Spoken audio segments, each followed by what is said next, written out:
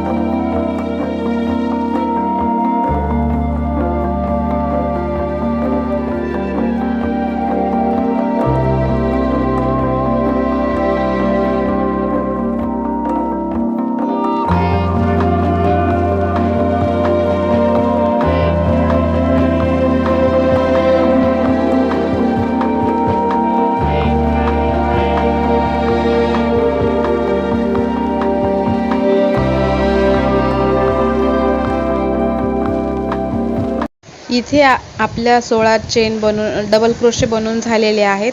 आता आपल्याला शेवटच्या चेनमधून स्लिप स्टिच करून घ्यायची आहे आणि जो सेंटरचा आता सर्कल दिसतोय ना, त्याला बंद करायचं आहे. म्हणजे जिथून आपण स्टार्ट केली होती मॅजिक रिंग, तो सुटलेला धागा ओढायचा, म्हणजे ती मॅजिक रिंग अगदी पूर्णपणे बंद होईल. सगळी बंद पण नाही करायची. अशा प्रकारे खेचून घेतला तो धागा की ती बंद होते. आणि इथून आपल्याला ब्राऊन कलरचं जी लोकर आहे तिला कट करायचं आहे आणि नवीन अटॅच करायचे आहे. अशा प्रकारे मी ती कट करून घेते आणि जे नवीन आपलं लोकर आहे दुसऱ्या कलरचं, तर तिथे अटॅच करायचं आहे. चांगलं घट्टपैकी ह्याला ओढून घ्यायचं, जेणेकरून ते निसटणार नाही. तर अशा प्रकारे आपले 16 डबल क्रोशे बनवून आणि सेंटरचा पार्ट रेडी झालेला आहे.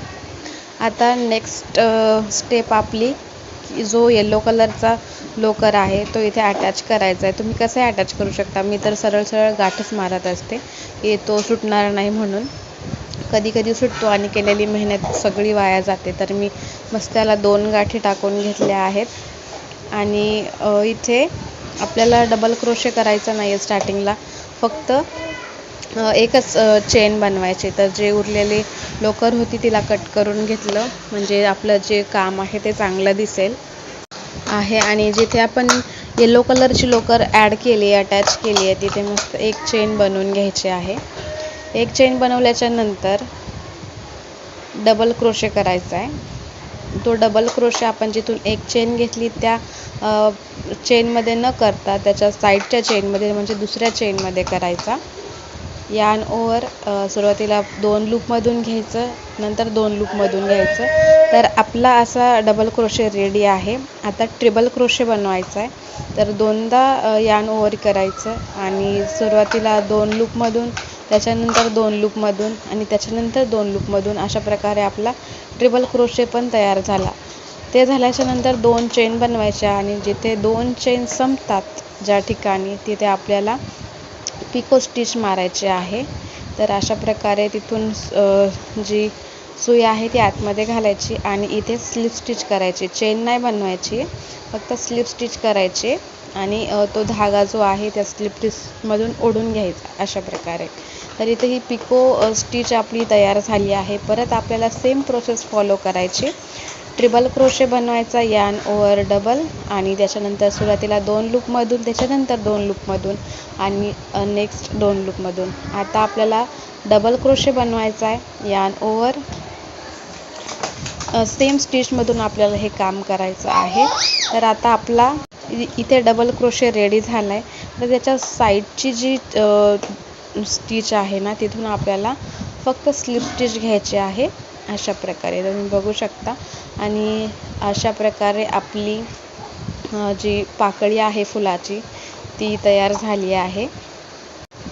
आणि अशाच प्रकारे हीच प्रोसेस फॉलो करून बाकीच्या देखील आपल्याला एकूण 8 पाकळ्या बनवायच्या आहेत.